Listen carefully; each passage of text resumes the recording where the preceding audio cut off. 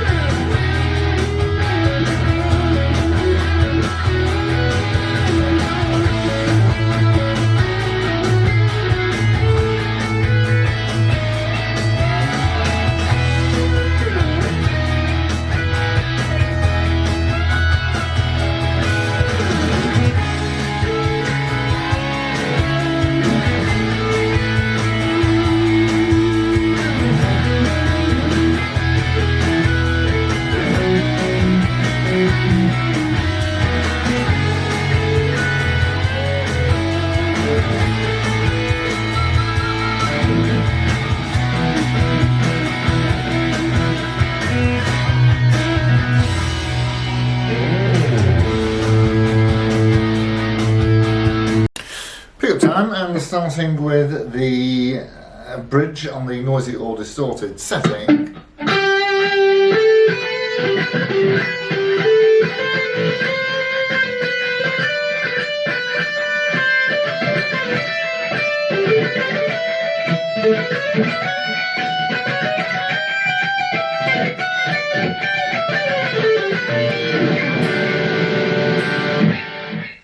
Onto the centre.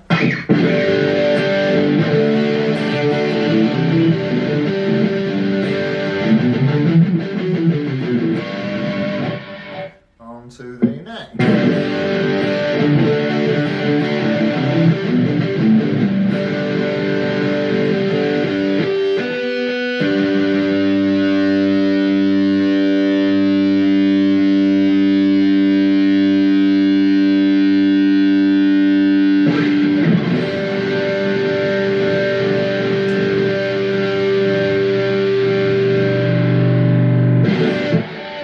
Super, let's see how they clean up.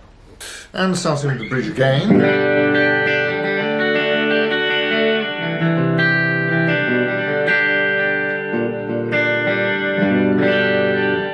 Into the centre.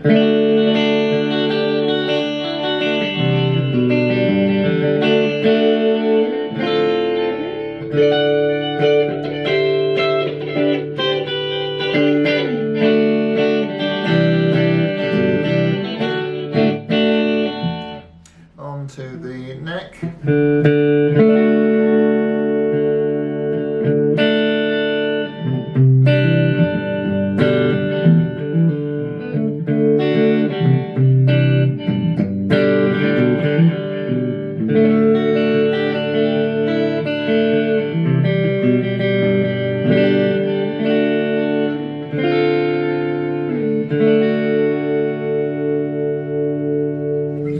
Proper nice neck. Let's have a look round.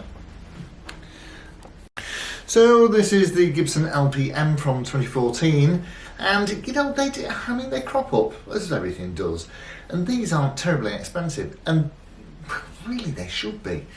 Stem to stern. So at the top, silk screen veneer like we always get, and this should have the Min E-Tune, the Tronical Min E-Tune, which although it looks the same as the G-Force, the operation is slightly, ever so slightly different. Not neither better nor worse, just ever so slightly different in the combination of the way that you push the buttons, but they all do the same thing. Anyway, of course, they are now elsewhere, and it has a lovely set of 18:1 Grovers on it, which is a very happy situation, IMO.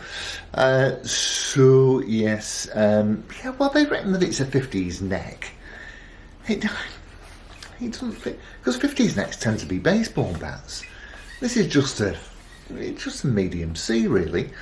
So you've got a tusk nuts, a blank truss rod cover, and 22 frets. Now, we've got a rosewood fretboard, and I would say that, I mean, I know that the trapezoid inlays are not MOP, mother of pearl, but I'll tell you what, they're a damn good copy. They're not quite shimmery, but they are, they've got a little bit of movement in them. So on the 12th fret, we have the 120th anniversary logo. I like that, you know. I like that, and it certainly is something to celebrate. 1894 was when Orville Gibson first started in the business, as I understand it. Or was that when he was born? I think it might have been when the company first started. Mandolins, you see. Yes, and moving down, you see, to the, but so it's a traditional, or most of the tributes that you'll see of, you know, either the fadeds or the like this, the LPM. The LPM really is a bit of a hark back to the Norlin era, because it has a maple neck, and certainly from, what was it, 74 to 84 or something like that, about 10, 12 years or something, that Norlin was in charge, and he was doing a bit of cost cutting. But they produce an awful lot of Les Pauls with a maple neck, and they're just fine. They're absolutely brilliant. And what else? Yes, and of course the other, and importantly, the other place where he made a massive cutback was with taking all the fancy whistles and bells off Gibson Les Paul standard, and introducing the Gibson Les Paul Studio, which gets me back to my original point. And this is very, very much a studio construction, as all of these are.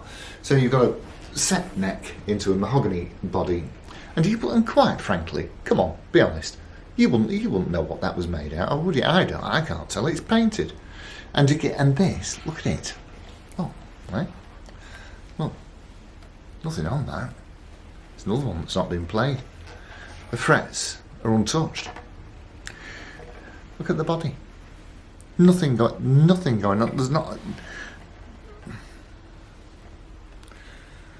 There's a few, if you get it into the right light, there's a few very, very, very light picking marks, and it's a burst.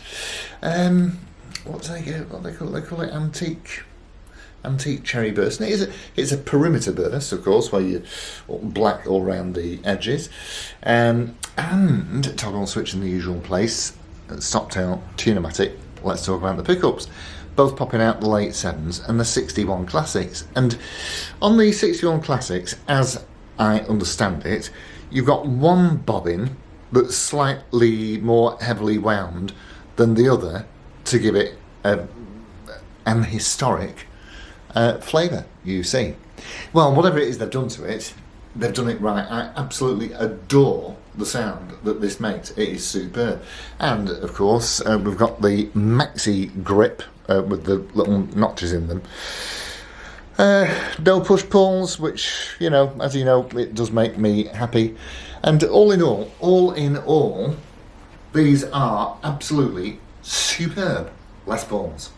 And that is it from me and the LPM from 2014. So thanks all ever so much for having a look, and I'll see you soon. Adios amigos. Ta-ra.